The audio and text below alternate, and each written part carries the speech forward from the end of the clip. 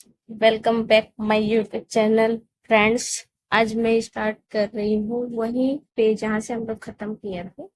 तो चलिए, the essential parts of the system include the following. Radar system में क्या क्या रहता है उसके बारे में आज हम लोग डिस्कस करेंगे। ये लेक्चर 2 है। ठीक है, हम लोग लेक्चर 6 में कंप्लीट कर देंगे पूरा चैप्टर तो रेडार सिस्टम को। ठीक है, तो the essential parts of the system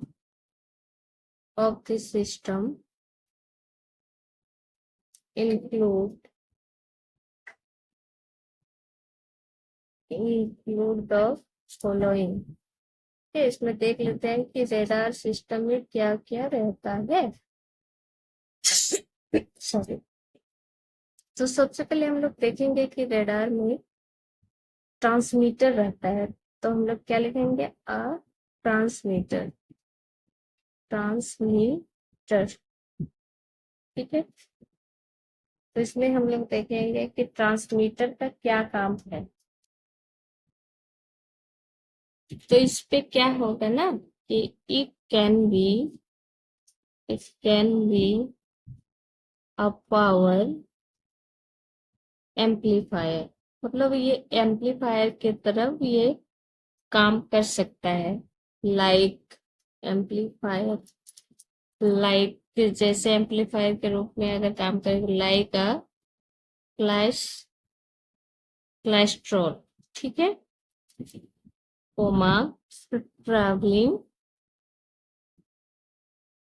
travelling wave tube, ये वेव ट्यूब के रूप में भी काम कर सकता है। और power of oscillator,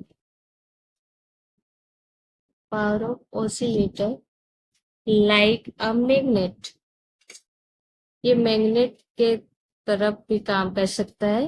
magnet magnet या मैग्नेट्रॉन बोल सकते हैं। ठीक है, द सिग्नल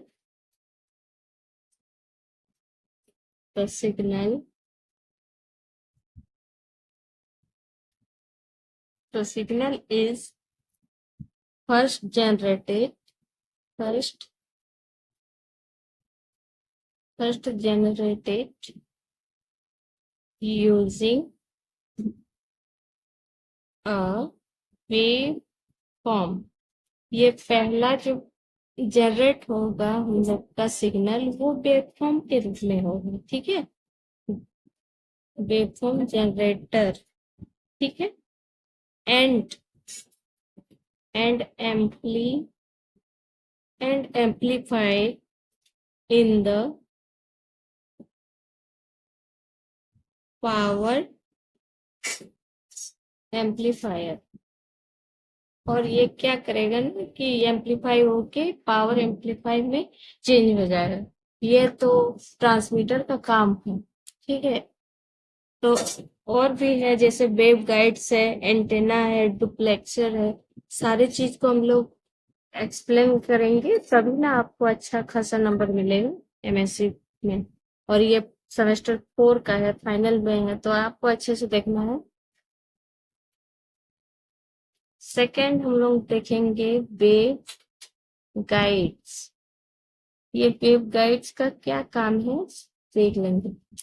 ठीक है, the wave guides the wave guide are transmission transmission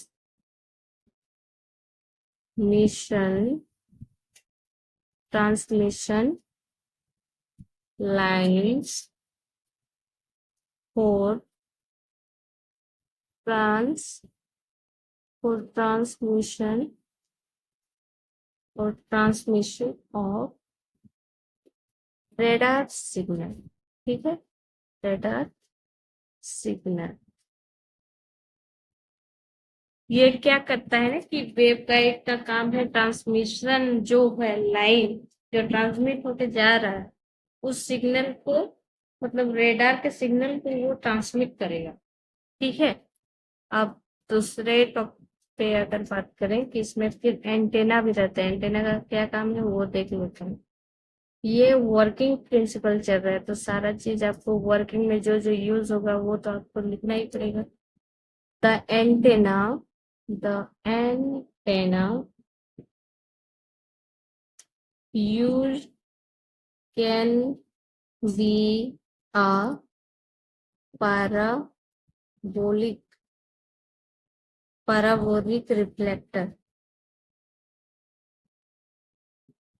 parabolic reflector, planar array और electronic electronically straight faced arrow.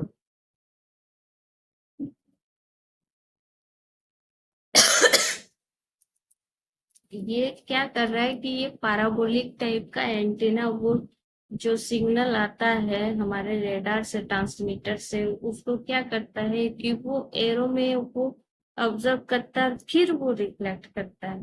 ठीक है, यहाँ तक तो कोई दिक्कत नहीं होनी चाहिए। और दूसरा के बारे में डुप्लेक्सर लगा हुआ रहता है, तो उसके बारे में हम लोग लिखेंगे डुप्लेक्सर। डुप्लेक्सर का काम सिंपली अगर समझे तो ये एक टाइप का, मतलब वो ब्लॉक टाइप का होता है। ये अगर ट्रांसमीटर कुछ काम कर रहा है तो फिर वो रिसीवर को ब्लॉक कर देगा। मतलब ये स्विच की तरह काम करता है, ऑन ऑफ टाइप। ठीक है। तो duplexer a duplexer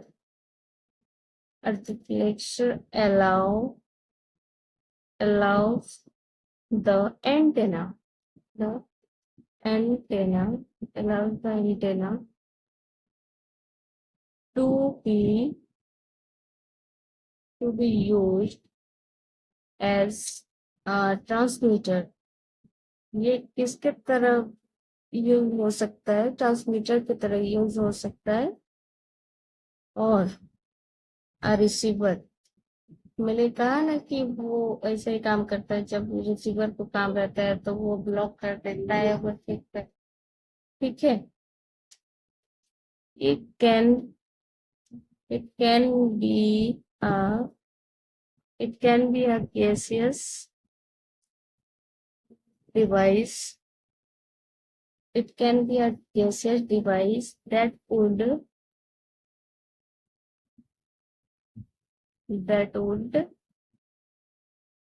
produce a short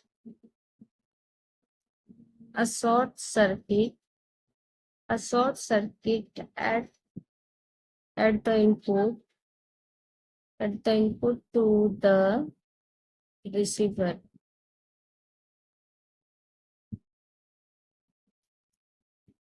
when transmitter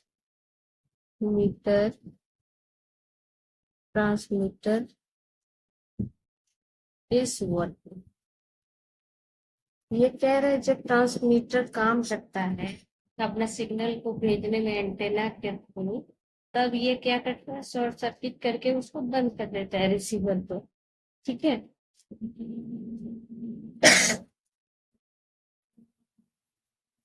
अब हम लोग देख लेंगे,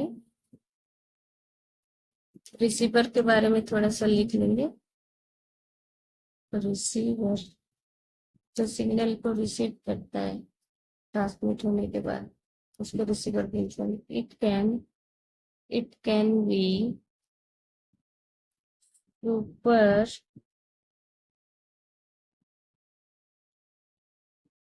super super hetero super heterodyne receiver super heterodyne receiver और any other receiver which consists which consists of a processor to process the signal and detect it.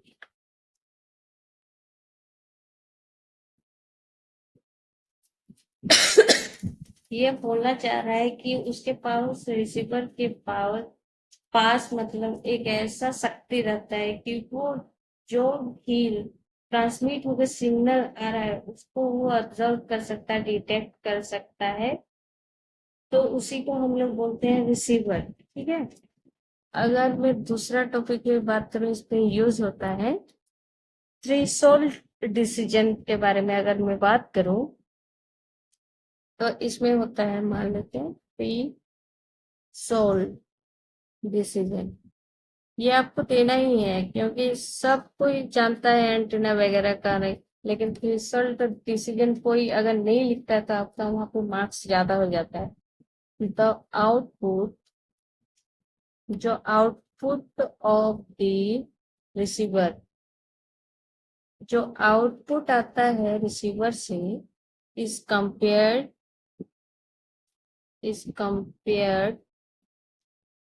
With threshold to detect,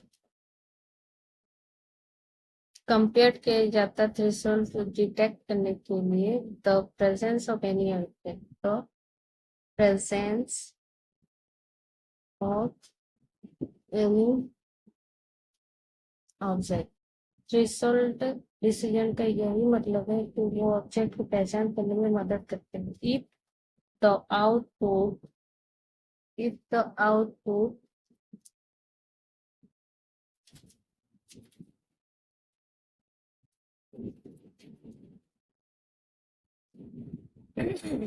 if the output is below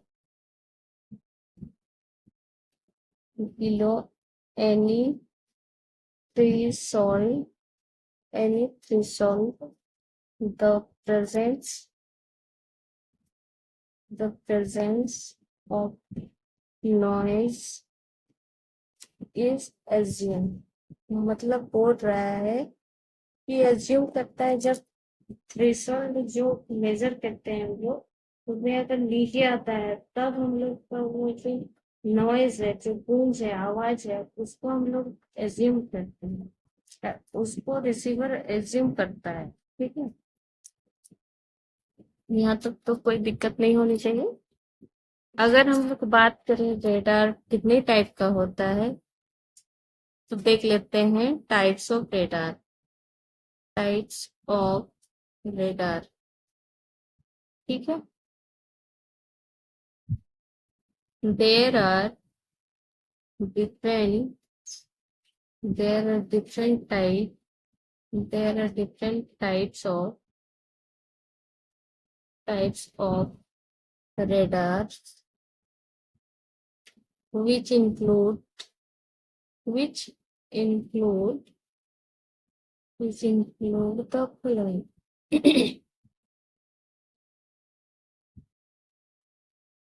ठीक है। तो पहले हम लोग देख लेते हैं बायोस्टैटिक रेडार। ये रेडार का पार्ट है। बायोस्टैटिक रेडार क्या होता है देख लेते हैं। This type of radar system includes a TX transmitter and an RX receiver that is divided through a distance that is equivalent to the distance of the estimated object. The transmitter and the receiver are situated at a similar position is called a monostatic radar, whereas the very long range surface to air and air to air military hardware uses the biostatics radar।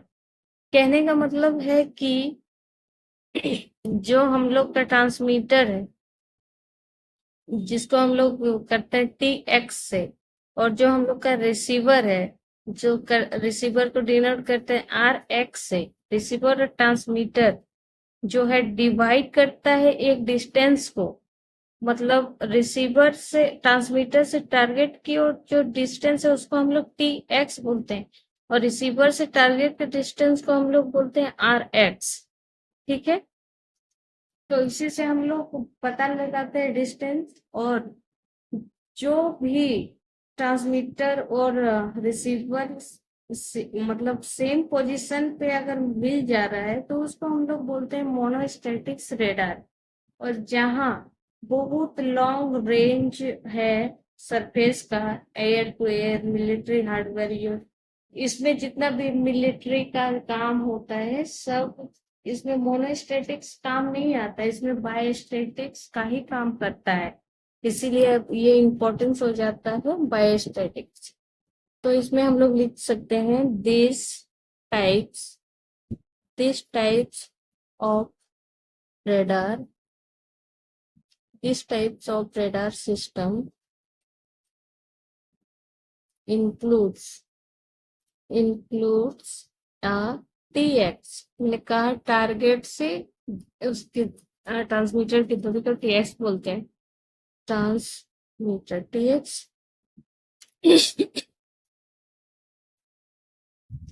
Transmitter and NRX मतलब receiver, target और receiver के बीच के distance को बोलते हैं। ठीक है, divided that is divided through a distance that is equivalent,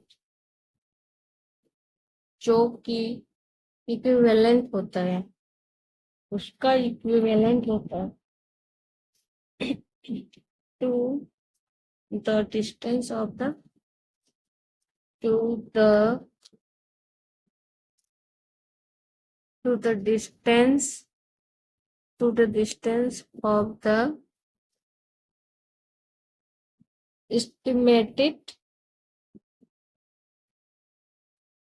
estimated object। ठीक है, the transmitter the transmitter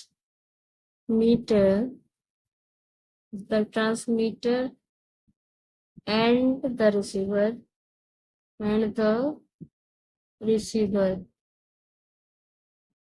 are situated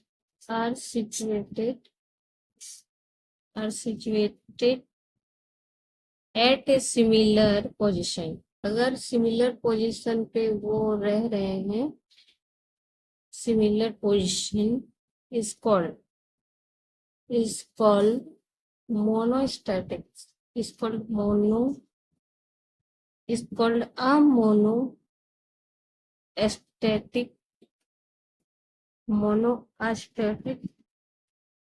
monostatic radar। ठीक है, और जहाँ where else the very long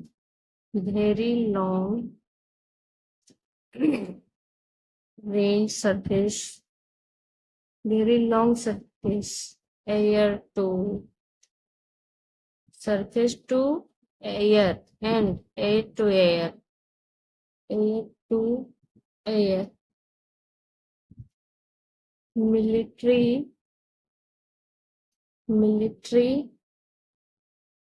hardware uses the biostatic radar। और मिलिट्री वाला क्या करता है, बायोस्टैटिक्स रेडार का यूज करता है। तो यहाँ पर तो समझ में आ गया होगा, आप लोग को कोई दिक्कत नहीं आई होगी।